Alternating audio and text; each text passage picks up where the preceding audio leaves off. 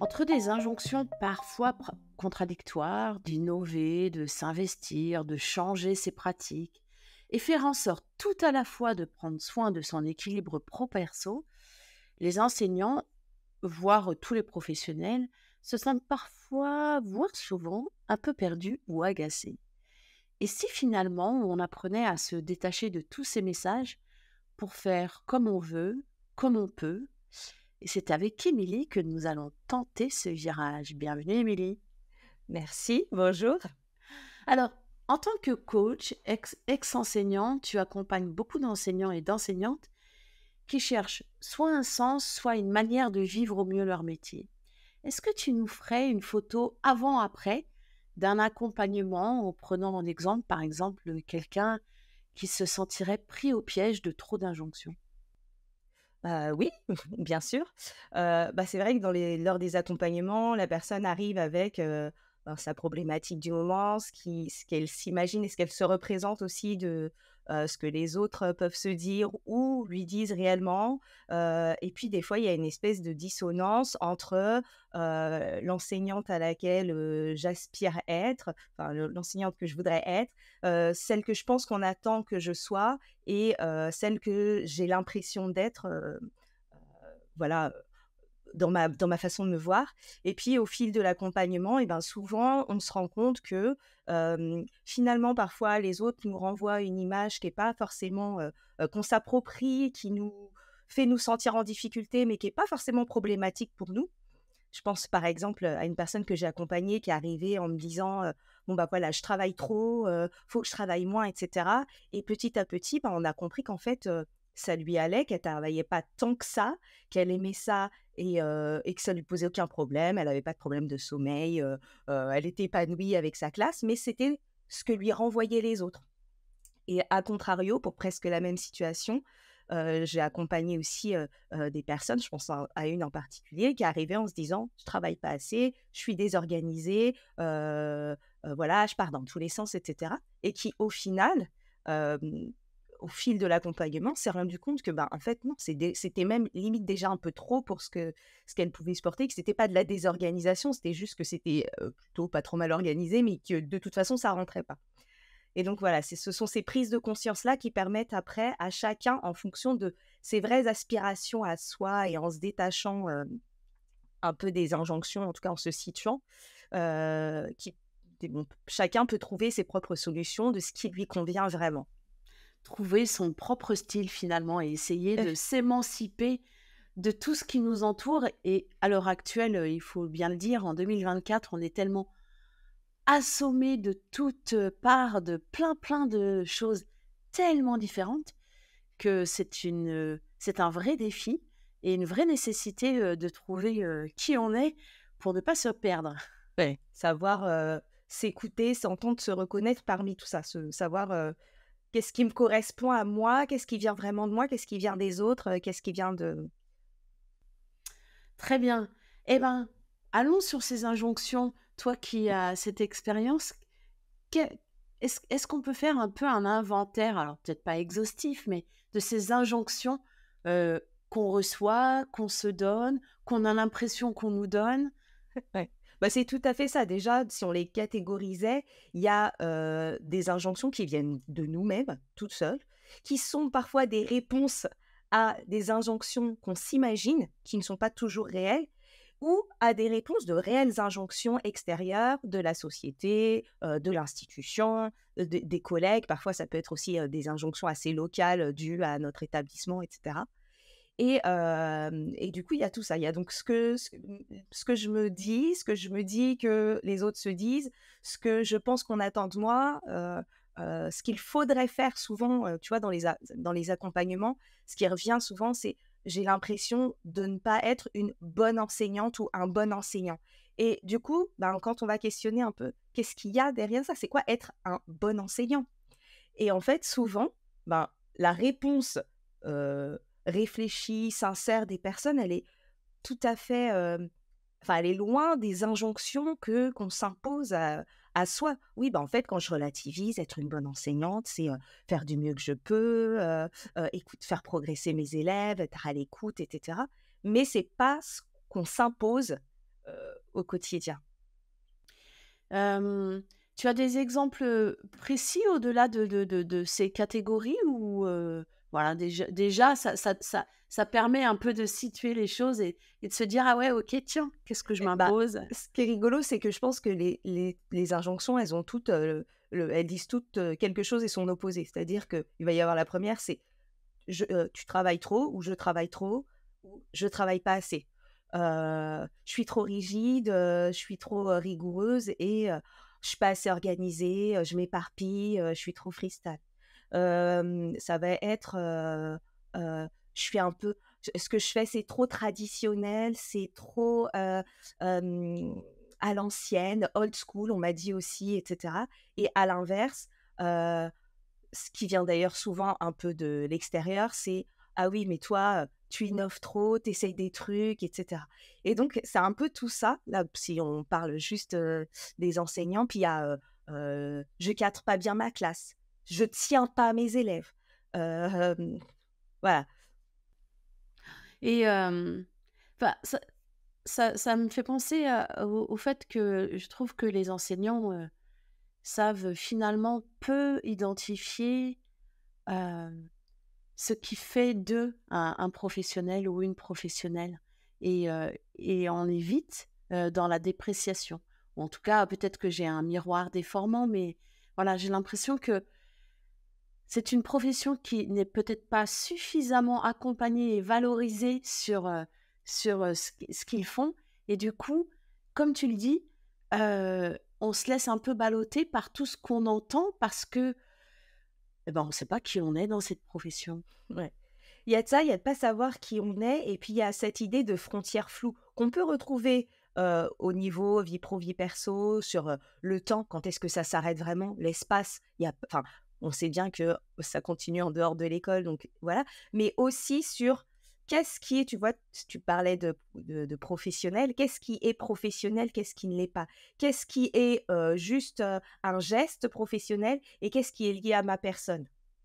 De la même manière que, sur les injonctions, parfois, quand elles viennent des autres, c'est aussi parfois une question de valeur. Qu'est-ce qui est une valeur universelle? Qu'est-ce qui est ma valeur et qu'est-ce qui est la valeur de l'autre? Parce que comme on parle, on s'exprime et on voit les choses à travers notre filtre et nos valeurs, ben, parfois ça crée des injonctions. C'est-à-dire que si moi, ma valeur, c'est, le travail d'abord.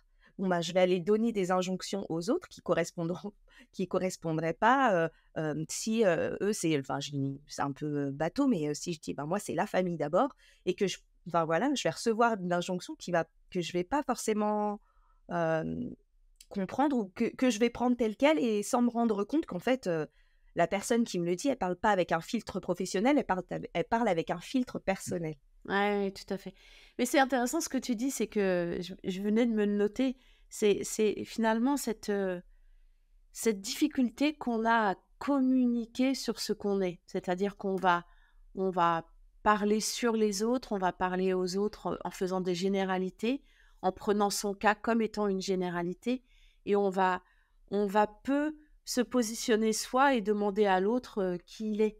Et je trouve que c'est peut-être culturel, mais voilà, on va finalement beaucoup opposer les choses plutôt que de tenter de les apposer et de faire une mosaïque de ces différentes manières de faire. Ouais, c'est exactement ça et puis il y a aussi, ben, pour pouvoir mettre en mots les choses, que ce soit propre fonctionnement, pour pouvoir trier, catégoriser, il faut les conscientiser. J'ai Faut en fait et il faut, pouvoir prendre conscience de enfin, il faut. Ce serait intéressant en tout cas de Ouais, pouvoir, je vais pas rajouter une injonction, ouais, c'est mais ça. mais ce serait intéressant là, dans ces cas-là, ce qui est intéressant, c'est de pouvoir prendre conscience de qui je suis, pourquoi je suis là? Qu'est-ce qui est important pour moi? Qu'est-ce qui est important pour moi? Qu'est-ce qui est important pour l'institution? Qu'est-ce qui relève de mes missions et de mes obligations? Et qu'est-ce qui finalement, peut différer d'un enseignant à un autre ou, voilà.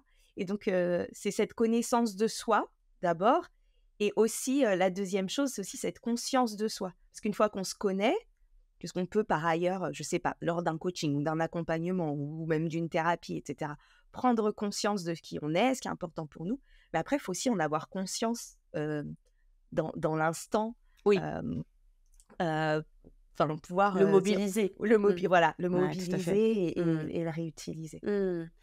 Si on revient à ces injonctions, pardon, heu, est-ce que le premier travail à faire, alors c'est en m'écoutant parler, je me dis, on a fait un entretien sur, foutez-vous la paix et j'ai l'impression qu'on redonne des des injonctions. Enfin bon, voilà, on va peut-être être un peu paradoxal, on s'en excuse, voilà, dès maintenant, mais peut-être que ce passage, de travail et de conscientisation, peut permettre après, finalement de se foutre un peu la paix. Alors je reviens à mon propos sur les injonctions.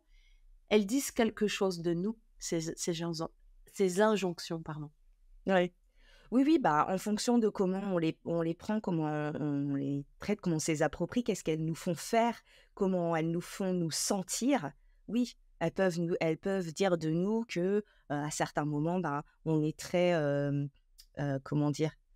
Sujet à vouloir faire plaisir à d'autres. Elles peuvent dire de nous que on est tr on recherche beaucoup, la conformité, à être conforme, aux attentes, ou elle peut dire de nous que, on n'a pas envie ou que c'est difficile pour nous, au contraire de s'y conformer. Ça dépend, des personnes, voilà, et puis du coup, c'est aussi comment, on les repère ou pas. Mais on est d'accord que tout ça, finalement, il y a pas ni de bonne ni de mauvaise réponse à tout ça. Il y a ce qu'on est. Ouais, et puis l'idée aussi, c'est que une phrase va être une injonction pour quelqu'un, Oui, c'est ça. c'est-à-dire va être quelque chose qui vient de l'extérieur ou que je m'oblige à faire, mais qui ne me correspond pas. Je crois que c'est là que en fait, c'est qu'est-ce qu'une injonction? Et c'est là que tout peut devenir une injonction, comme, se foutre la paix, ça peut être libérateur pour certains et ça peut être culpabilisant et une nouvelle injonction pour d'autres. C'est qu'est-ce qui est une injonction? C'est en fait quand, à partir du moment où c'est pas aligné, c'est pas en congruence avec ce que je pense ou avec ce que je suis ou avec ce dont j'ai besoin.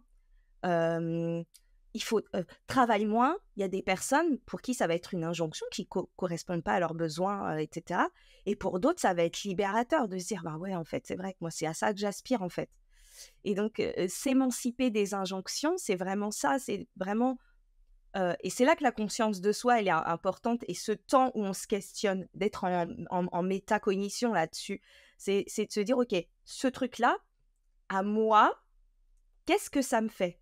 Je suis d'accord ou je suis pas d'accord? C'est OK pour moi d'entendre ça, ou ça me je sens qu'en fait, il se passe un truc, il y a du bruit chez moi, il y a un truc qui se passe, et qu'est-ce que ça me dit?» Et en même temps, est-ce que ce qui va être une injonction le lundi sera peut-être pas une injonction le vendredi? Il y a pas de vérité vraie. C'est comme ça, je pense que, enfin, qu'on s'émancipe. C'est est-ce que c'est quelque chose de tout fait, qui m'arrive tout cuit, qui me fait me sentir mal, me faire me fait me culpabiliser, et cetera? Est-ce que le truc qui se passe en moi, il me dit ça? Ou est-ce que le truc qui se passe en moi, il me dit, «Ah ouais, mais en fait, c'est une prise de conscience. Effectivement, j'en avais pas conscience, mais ça me fait du bien, je crois, d'entendre ça. J'ai envie de l'entendre encore». Ouais, tout à fait. Du coup, ce que tu dis, c'est que pour se détacher de ces injonctions, injonctions entendues comme une phrase qui vient, heu, percuter, de façon, négative ce qu'on est, heu, il y a nécessité d'identifier, là où ça fait tension. Est-ce qu'il y a des signes qui peuvent nous alerter? Tu en as donné quelques-uns, hein, voilà. Est-ce qu'on peut essayer de faire la liste de ces signes? Parce que je trouve que c'est intéressant parce que, quand on n'est pas habitué à ça, et ben, ces signes-là peuvent être l'entrée finalement dans la prise de conscience. Bah, il y a plusieurs sortes de signes, mais je pense qu'il y a déjà les signes intérieurs. Enfin, comment ça peut être dans les pensées, mais ça peut être aussi en soi. On sent, je saurais pas forcément le décrire pour tout le monde, mais on sent des fois certains, ça va être dans le ventre, d'autres, ça va être le cœur qui palpite, d'autres, ça va être la gorge qui se noue, d'autres, ça va être une sensation d'avoir la tête qui tourne. Mais quand quelqu'un nous dit quelque chose et que ça crée un inconfort, ben, voilà, ça, quel inconfort ça crée, et ensuite se dire: «OK, c'est quoi cet inconfort? Est-ce que cet inconfort, ça me met pas bien ou est-ce que ça juste parce que des fois ça bouscule un peu aussi. Voilà, des fois ça bouscule, mais en fait, on sent que c'est pas quelque chose qui nous met mal, c'est juste quelque chose qui nous surprend, qui nous déstabilise un temps, mais quand on y repense, en fait, on se dit: «Bah, ouais, peut-être que quand même, voilà». A alors que des fois, ça nous fait douter, ça nous fait cogiter, mais on sent que c'est le petit hamster là qui ça tourne, mais on n'est pas enfin, ça nous fait pas du bien. On est en train de se «Bah, ouais, ouais, peut-être» et puis quand ça nous fait nous juger aussi, ça, c'est peut-être un deuxième signe. En fait, écouter, ce qu'on est en train de se dire à propos de soi. Très bien, ça fait des petites pistes, genre j'aurais envie, tu sais, de remettre ce qu'on vient de se dire et puis de prendre des notes, de faire des petits tableaux et de dire: «Ah ouais, OK, ça fait un joli petit protocole de crise, en fait». Et puis peut-être un dernier truc, c'est qui est peut-être un peu plus difficile, de s'entendre faire et encore quoique, parce qu'une fois c'est les petites incises dans les injonctions. Qu'on se il faut, je dois, notamment ces 2 là, par exemple, déjà si on les repère, parce quand on s'entend les dire, qu'on essaye de voir, est-ce que ce «il faut» là, c'est un «je décide», «j'ai envie», «j'aimerais bien» ou est-ce que c'est un «il faut» qui me dit: «Je me sens obligée de» et ça me dit pas grand-chose, mais bon, va falloir le faire, quoi. Et après, bon, il y a à jauger si, bon, si c'est une obligation professionnelle, je sais pas, on doit remplir ses LSU à un moment donné, il faut, c'est Oui, pas qu'une oui, injonction, c'est ça. quoi, Ouais, ouais, tout à fait. voilà. C'est ça, il faut, c'est un vrai il faut, OK, Ce n'est pas voilà. il faut. Là, j'ai pas le choix, quoi. Et ce que je trouve intéressant dans ce que tu dis, c'est qu'il y a c'est, c'est intéressant de s'écouter parler, de voir les mots qu'on utilise, de pas s moi, j'aimais bien à certains moments de ma vie pour prendre conscience, des choses, de un peu de me décentrer, de me regarder faire et de voir les toujours, les jamais qu'on utilise, les phrases qui reviennent, les petites phrases intérieures, qu'on dit: «Ah, je suis nul, waouh» et c'est vachement intéressant. Eh, Ça fait un peu peur, mais c'est intéressant. ouais et puis du coup, quand on identifie cette petite voix, intérieure et qu'on arrive à se dire: «Est-ce que» on pourrait imaginer qu'on a plusieurs voix, et puis que, bah, il y a celle qui nous critique, qui nous juge, il y a celle qui nous booste et qui voilà, qui nous dit que, «Allez, vas-y», qui nous soutient, voilà. Est-ce que et bon, on va s'arrêter à ces 2 là, à la limite, mais est-ce que, du coup, ma petite voix identifie c'est laquelle qui me parle là? Ouais, c'est Est-ce ça. que Les petits anges les sur quand c'est ça, le petit diable et le petit ange là. c'est ça, ouais. Le petit Jiminy et puis Et le petit diablotin, voilà, c'est ça. ouais, très, très bien. Et dis-moi si on continue, donc on est parti des injonctions qu'on se donnait, heu, si on imagine pouvoir s'en détacher, qu'est-ce qu'on peut imaginer comme travail à réaliser en soi? Parce que tout ça, finalement, ça se fait, de soi à soi, quoi. Ouais. Juste là, quand je t'ai entendu dire ça, je me suis dit, puisque comme tout à l'heure, on s'est dit: «Attention, pas d'injonction», c'est pouvoir s'en détacher si c'est déjà ça. C'est si c'est un problème pour nous. Est-ce que c'est vraiment un problème pour nous? Pour qui c'est un problème, en fait? Voilà. C'est déjà déterminer ça. Est-ce que c'est un problème pour mon conjoint? Auquel cas, ou ma conjointe, hein, auquel cas je vais peut-être pas complètement m'en détacher parce que si je veux rester en lien avec, cette personne, c'est peut-être intéressant que j'aille quand même, creuser. Est-ce que c'est un problème pour moi? Est-ce que c'est un problème pour l'autre? Est-ce que cette autre personne, ben, du coup, c'est important pour moi que ce soit pas un problème pour elle ou voilà?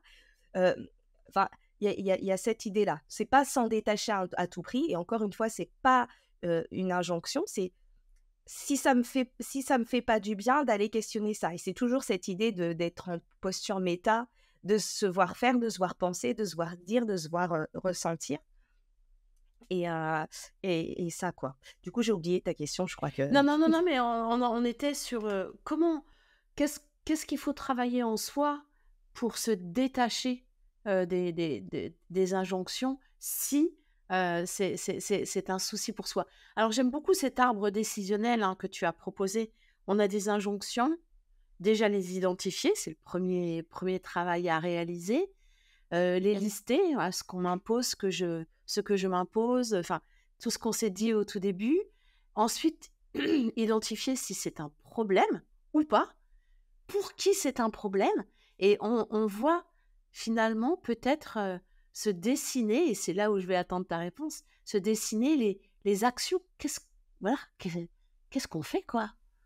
Bah, après c'est, oui, comment je me positionne, comment je me sens aussi de me positionner parce que là aussi c'est autre chose. Une fois que j'ai identifié, ben, certaines fois ça va nécessiter de dire non.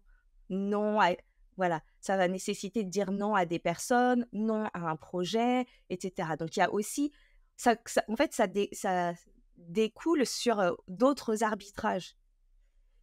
Voilà, hem et d'autres compétences et parfois, ben, soit on a réfléchi à des choses qui nous aident, on peut avoir, des sortes de filtres de vie ou de pensée ou quand on a déterminé, par exemple, ce qui est important pour nous, ça nous aide à pas être tout le temps dans la décision permanente, en fait.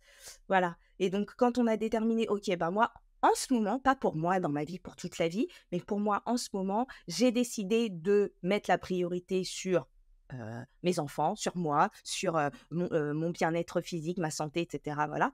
Donc à l'aune de ce filtre-là, on va pouvoir décider plus facilement. Donc parfois, ça découle sur pouvoir dire non, parfois c'est pouvoir différer, parfois c'est pouvoir, dire enfin stop, c'est pas la même chose que dire non. Dire stop, que ça me convient plus, je m'arrête là.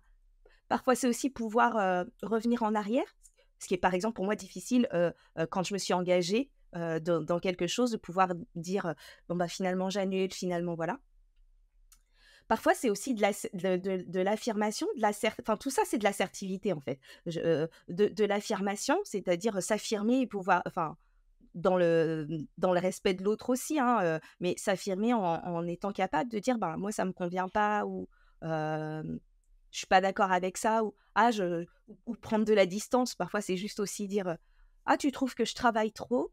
Bon bah, effectivement, c'est peut-être ton point de vue, mais moi pour le moment ça me convient» et Je pensais tout à l'heure quand tu disais, pour qui c'est un problème, et je pensais, notamment, aux conjoints, conjointes qui, quand ils sont, alors soit ils sont les 2 enseignants, et il y a beaucoup moins de soucis, mais quand il y a, une différence de métier, on voit le métier enseignant qui est un métier avec des limites floues, hein, dont tu parlais tout à l'heure, avec, on travaille à la maison, on pense que les enseignants, forcément, sont en vacances, alors quand les élèves, sont en vacances, ce qui est complètement faux, et on peut s'engager dans ce métier avec cette vision-là et se rendre compte soit qu'aux premières vacances, eh ben, non, en fait, ça va pas le faire d'avoir mes enfants, sur les 2 semaines, parce que je vais pas pouvoir bosser, quoi, et que j'ai besoin de bosser, et d'avoir à expliquer à son entourage, cela, c'est pas si simple que ça. ouais. C'est vraiment pas simple. Mais ça fait je trouve que c'est en plus, un deuxième effet, positif de la conscience de soi et de la connaissance de soi, c'est de pouvoir, clarifier. Donner un peu aux autres notre mode d'emploi et clarifier nos besoins et faire en sorte que, nos besoins soient, entendus, respectés, voilà et donc, quand on ben, là, prendre conscience de ça déjà, de se dire: «Ben, voilà, en fait, moi, c'est pas que je travaille trop, c'est que j'en ai besoin au Eh oui, quotidien pour» tout à fait. et donc là, Ouais. il y a des vacances. Je sais que mes enfants ont besoin d'être aussi à la maison et cetera. Mais en fait, si quand j'en ai conscience, je peux discuter, ben, voilà, je et réfléchir. En fait, peut-être que ça va pas être 15 jours sans enfant, mais peut-être pas non plus 15 jours avec enfant ou peut-être que voilà et peut-être que j'ai besoin d'être seule à tel moment. Enfin, peu importe, chacun trouvera les solutions, en fait, possibles et qui lui conviennent. Mais quand c'est quand on prend conscience des choses, ça t au lieu de ça devient plus, «Il faut que je travaille». C'est en fait, j'ai besoin de travailler, mais j'ai Oui, aussi tout à fait. besoin de me reposer, donc j'ai Ouais, besoin de travailler un peu et j'ai besoin de me reposer beaucoup, enfin, heu, selon, voilà. selon, exactement. Hem, on a intitulé, cet entretien, «Et si on se foutait un peu la paix, ou pas, comme on veut en fait?» Ouais. Voilà. Du coup, se foutre la paix, c'est un peu provoque, hein, mais c'est volontaire. Heu, Ça voudrait dire quoi, se foutre la paix? Se foutre la paix, c'est, heu, prendre conscience de cette petite voix-là qui nous parle et en fait, juste pouvoir lui dire de se taire un peu. Je voilà, on n'est pas obligé d'agir, on n'est pas obligé, de rechercher à faire mieux et cetera. C'est que si ce qu'elle est en train de nous dire, la petite voix, ça ne nous convient pas, on dit: «Ouais, bon, ben, voilà, là, en fait, j'ai pas envie de t'écouter et je vais me laisser tranquille». Ouais. Et tu vas me laisser tranquille, petite voix. Voilà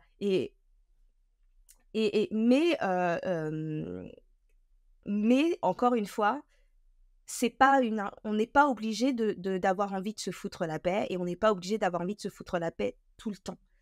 Il y a peut-être des moments où ah, j'ai envie d'y aller quoi, j'ai envie d'avancer, j'ai envie d'être, dans l'action et cetera et en fait, ben, dans ces cas-là, se foutre la paix, ce serait, faire taire le: «Oui, mais il faut que tu te reposes, oui, mais il faut que nanani nanana». En fait, voilà, ça va. C'est un peu ça, quoi. Donc c'est, selon comment on l'entend, se foutre la paix. Si on l'entend au sens, commun et ben, c'est vraiment quand on veut, quoi. C'est si on veut, quand on veut et Mmh. Et su et sur les phrases, qui sont les nôtres, c'est-à-dire que, quelqu'un pourrait se foutre la paix en arrêtant d'entendre: «Tu travailles trop» et l'inverse est vrai. C'est exactement ce que tu disais tout à l'heure, c'est que c'est vraiment finalement très personnel. exactement.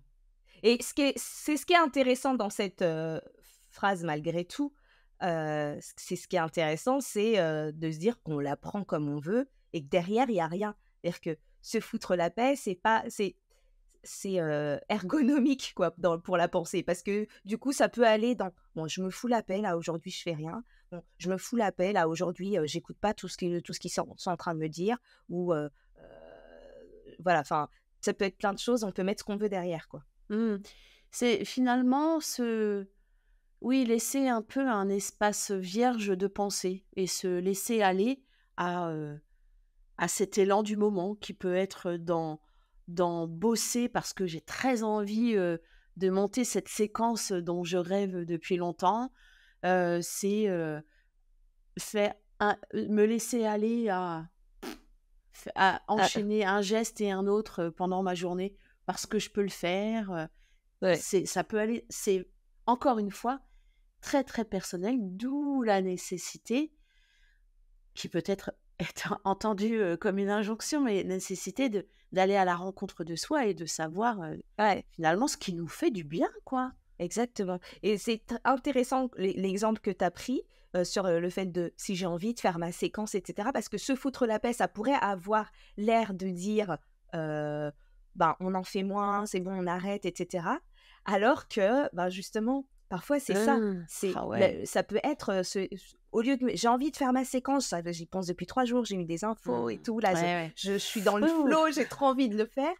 Et là, je suis en train de me dire: «Ouais, mais quand même, on est dimanche. Ouais, mais quand même, on va encore dire que tu fais pas ceci ou que tu t'occupes pas de tes enfants ou que tu travailles trop» et cetera et en fait, j'ai envie de dire: «Bah, en fait, enfin, Foutez-moi la paix! oui, ouais, c'est ça, exactement. Foutez-moi la paix. En fait, là, ça me fait plaisir. En fait, là, j'ai envie de m'enfermer 2 heures dans mon bureau pour monter cette, séquence de musique qui me plaît tant et je kiffe, en fait. Donc laissez-moi tranquille et à l'inverse, ça peut être, bon, ben, voilà, enfin, en fait, là, j'ai pas envie, je suis fatiguée, je vais pas y arriver, je peux pas faire cette énième fiche de prep ou ce énième truc. Bon, OK, bon, bah, c'est pas grave. Je vais prendre un truc dans un manuel, je vais improviser, pour une fois, ça va pas enfin, laisse-moi tranquille, quoi. Ouais, c'est ça. Derrière tout ça, il y a cette notion, tu l'as, évoquée à certains endroits, c'est l'émancipation, finalement. S'émanciper. S'émanciper, donc c'est pas un process, valable pour tout le monde, c'est très, très personnel. Est-ce qu'il y a des métacompétences qui se cachent derrière, cette émancipation? Bah, je pense que la grosse méta-compétence, c'est celle dont on parle depuis tout à l'heure, c'est la conscience de soi. C'est la conscience de soi qui va aussi permettre aussi peut-être une conscience de l'autre et c'est cette capacité, à faire, pause, enfin une micro-pause, pour pouvoir, se rendre compte, ressentir, voir et se questionner, voilà. De dire, «OK, qu'est-ce que enfin, j'en pense quoi de ça? Moi, j'en pense quoi de ça? Je me sens comment quand on me dit ça? ça me fait quoi de me dire ça? Donc ça serait peut-être la 1re, métacompétence de pouvoir, prendre ce temps de réflexion. La deuxième, c'est donc de se mettre en méta, en dans la métacognition et cetera. Et puis après, ça va être, en fonction, bon, ben, la prise de décision ou ce que je disais tout à l'heure, je m'affirme, comment je me positionne, qu'est-ce que j'en fais? Je le fais pas, j'y vais pas.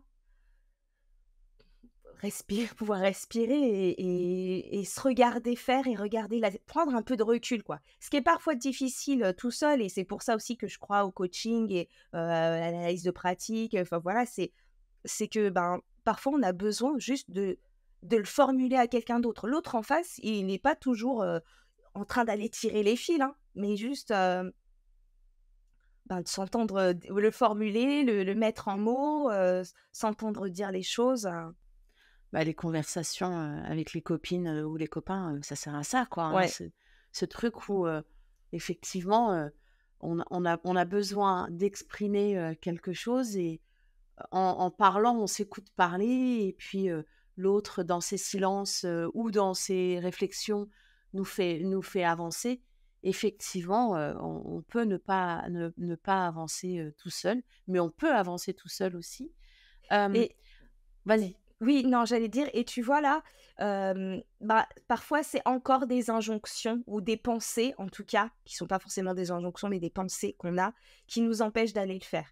Notamment, je pense dans les équipes, moi souvent, en coaching, des fois je questionne, je dis: «Bah, qu'est-ce qui fait que vous n'en avez enfin, tu as pas parlé, encore? Enfin, il y a des gens qui t'entourent et cetera» et en fait, c'est, cette pensée de: «Oui, mais si je fais ça, je suis pas une bonne prof». Mais oui, enfin, parfois la honte, parfois voilà, ou les injonctions qu'on a entendues qui coupent le lien avec les autres et qui font que, ben, on s'isole et qu'on va plus aller chercher ces conversations qui nous font tant avancer.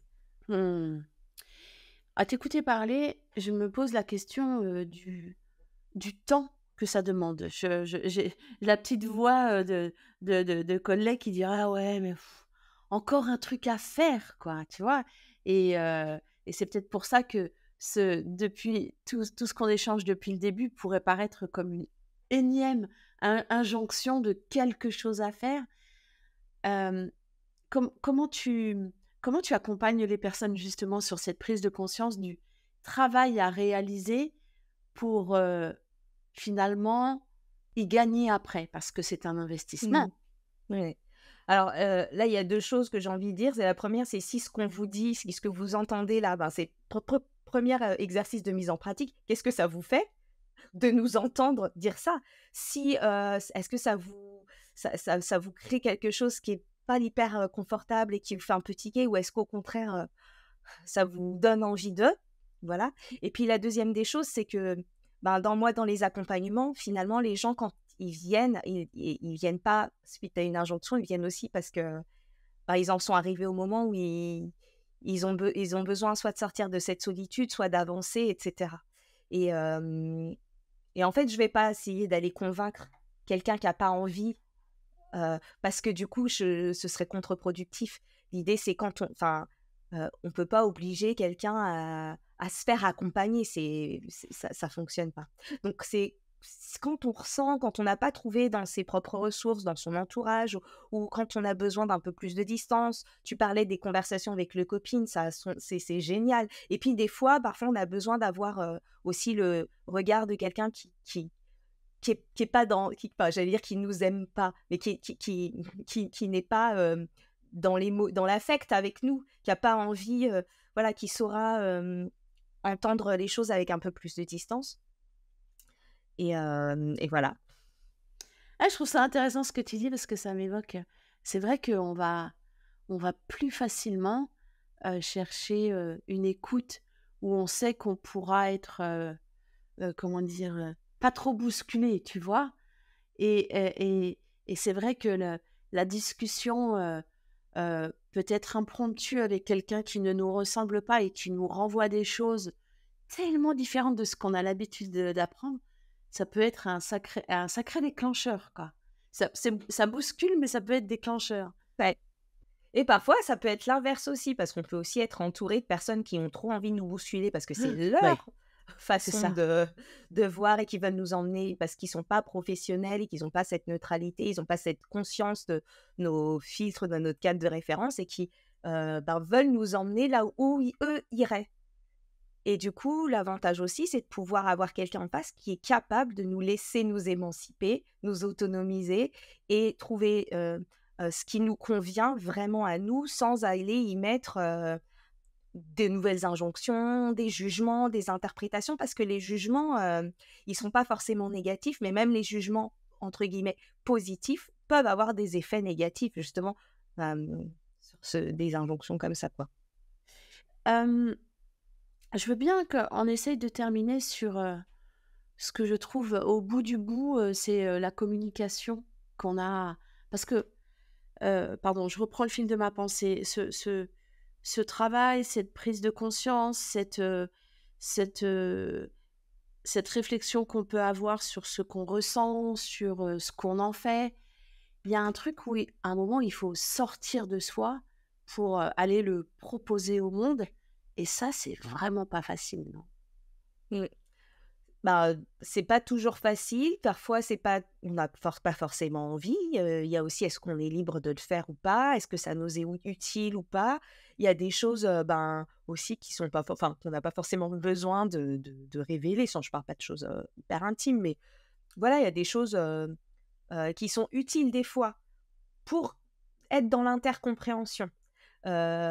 Qui sont utiles de dire: «Ben, voilà, moi ça, c'est mon mode de fonctionnement. Moi ça, ce sont mes contraintes de vie. Moi ça, voilà» et c'est permettre à l'autre de pouvoir venir voir ce qui se passe un peu, de notre point de vue. Donc des fois, c'est intéressant et c'est aussi intéressant, ça permet aussi de pouvoir, permettre à l'autre de dire où il en est et trouver un peu souvent dans les impasses, dans les conflits, c'est des quiproquos, des incompréhensions liées à ça. Donc heu c'est oui, à se connaître suffisamment aussi pour savoir est-ce que ça j'ai envie de le dire ou pas? Est-ce que ça m'est favorable de le dire ou pas? Est-ce que là, dans la situation, je peux le dire et comment je crée du lien avec la personne? Et c'est aussi ne pas forcément être que centré sur soi. Mais du coup, je trouve que c'est une première étape, c'est de prendre conscience de soi, mais aussi c'est en allant, et c'est au début, je disais conscience de soi et conscience de l'autre. C'est en allant aussi à la rencontre de l'autre et pas en étant que tourné sur soi, me connaître et cetera, mais c'est aussi en allant essayer de rencontrer l'autre et de connaître l'autre qu'on voit les différences. C'est un peu comme en classe, comme quand on veut, cerner un concept. On a besoin, de savoir ce qu'est le concept, mais on a aussi besoin de savoir ce que n'est pas le concept. Et là, c'est un peu pareil, c'est-à-dire j'ai besoin de savoir ce que je suis, mais aussi ce que je ne suis pas, mais aussi ce que l'autre est. Et c'est là que je vais me rendre compte, en fait, de l'unicité de chacun et de la complémentarité aussi. Oui, oui, et j'en reviens à ton propos, 1 où on faisait la liste des injonctions, qu'un enseignant pouvait se faire et puis, ce sentiment, pas général, mais assez présent sur: «Je ne suis pas, un bon prof» ou «Je ne suis pas une bonne personne». Aller à la rencontre de l'autre et que l'autre nous livre son propre fonctionnement, on se dit: «Mais en fait, on est tous à se poser des questions, quoi». Pas forcément les mêmes, mais on est tous à se poser des questions, on est tous et toutes à des moments à douter de soi et rien que ça, c'est hyper Ouais, rassurant. c'est ça. Et c'est exactement ça. Quand on s'autorise, alors ça fait partie des mots qu'on commence à entendre, mais que je vais quand même utiliser parce que je trouve qu'ils ont encore du sens. C'est quand on s'autorise à être authentique, à être authentique et à montrer aussi sa vulnérabilité. Ça ne veut pas dire à s'ouvrir et laisser tout le monde entrer, mais ça permet aux autres, enfin, d'autoriser les autres à l'être et d'aller à cette rencontre-là, d'aller et comme tu dis, se dire que je suis pas tout seul, heu, on a là où j'ai l'impression que machin est solide comme un roc, et ben, en fait, ben, derrière non, il y a des doutes aussi, et d'échanger, et puis ça permet aussi de retrouver confiance en soi parce que quand on discute comme ça, j'ai envie de dire à cœur ouvert avec les personnes, on se rend compte aussi que on peut apporter des choses à l'autre que l'autre peut nous apporter des choses, qu'on peut s'inspirer plutôt que de se regarder de côté ou en culpabilisant. Mais voilà, puis il y a aussi, bon, ça sera un autre sujet, mais le fait de dire que toutes les postures, tout peut changer, tout à son instant, en fait, heu, à sa place, à un moment donné et que, ben, là où, je suis hyper inspirée par, ma voisine de classe, parce que je trouve qu'elle est comme ci, comme ci, comme ça, ben, peut-être qu'il y a des moments dans ma pratique où je gagnerais à me dire: Que ferait, un tel?» et à m'inspirer et à faire comme elle dans cette situation parce que je sais que c'est sa force. Mais c'est aussi important de se dire: «Ouais, mais il y a des moments où moi, ma façon de faire, elle est plutôt utile et que, ma voisine, elle aurait aussi, à apprendre, de moi et que ça lui serait utile» et cetera. Et quand on arrive ouais, voilà, à entrer en lien avec les autres et du coup, à se dire: «Bon, bah, OK». Du coup, la question de la bonne enseignante ou du bon enseignant tombe un peu parce qu'on arrive à se rendre compte que c'est une intention, en fait. C'est une intention et que ça bouge, tout le temps, quoi. Mmh. Ce que je trouve, très transformateur, comme expérience, c'est, d'écouter ce que les autres, nous renvoient de nous. On peut être très étonné. Tu disais tout à l'heure, on prend on on a facilement, tendance à prendre, modèle sur des personnes en disant: «Waouh, cette personne, c'est incroyable» et donc on va sortir, toutes ses qualités et puis en discutant avec elle ou lui, on se rend compte qu'elle a autant ou il a autant de fragilité et de vulnérabilité que nous et à l'inverse, d'écouter ce que les gens nous renvoient de nous en disant: «Beh, ouais, mais toi, quand tu fais ça, dis donc, moi, je serais incapable» et là, de se dire: «Ah ouais, en fait, mais on est tous pareils, quoi» Ouais. et Et ça ouais, et de pouvoir l'accepter et le prendre. oui, tout à Voilà, fait. Mmh. de pouvoir accepter et le prendre. Ne de pas avoir ce syndrome de l'imposteur en disant: «Oh là là, si il ou elle savait». Ouais, et puis de diminuer ou de dire: «Oui, mais bon, voilà, Mmh. non, ben, merci, je le prends et Ouais, ouais et j'accepte, je quoi». et je le mets sur ma petite liste. Ouais, c'est ça je sais faire, quoi. Ouais, ouais. Bah, écoute, merci beaucoup Émilie, j'espère que ce «Foutez-vous la paix», du titre, ne soit pas devenu une nouvelle injonction parce que c'était absolument pas le propos. On espère, vous avoir permis de créer un espace de vide dans lequel finalement il vous appartient d'y faire ce que vous souhaitez. Alors je rappelle Émilie que tu es productrice du podcast «Mes trucs de prof», sauf erreur de ma part Tout à fait. et coach professionnel. On mettra tous les liens pour te retrouver sur les réseaux dans les liens de l'émission. Merci beaucoup, Émilie. Merci à toi et merci pour, l'invitation.